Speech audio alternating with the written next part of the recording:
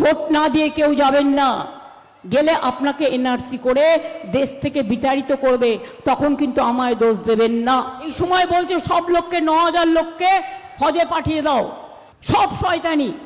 আমি হজে যারা যেতে চান সবার ব্যবস্থা আমাদের হজ কমিটি করবে। দয়া করে নিজের ভোটটা দিয়ে যাবেন, বোকামি করবেন না। যদি ভোট না দিয়ে যান, যারা যেতে চান, যাদের পারমিশন আছে, কথা দিচ্ছি হজ কমিটি দেখবে, কিন্তু ভোট না দিয়ে কেউ যাবেন না, গেলে আপনাকে এনআরসি করে দেশ থেকে বিতাড়িত করবে, তখন কিন্তু আমায় দোষ দেবেন না।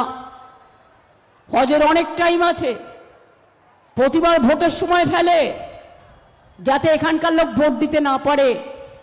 যারা বিভিন্ন রাজ্য থেকে আসছে তাদের গীতাতে সই করিয়ে নিচ্ছে, গীতাতে ছুঁয়ে নিচ্ছে, কোরআনে ছুঁয়ে নিচ্ছে, নিয়ে বলছে বিজেপিকে ভোট দিতে হবে। আমি তাদের বলবো আর ওখানে যেতে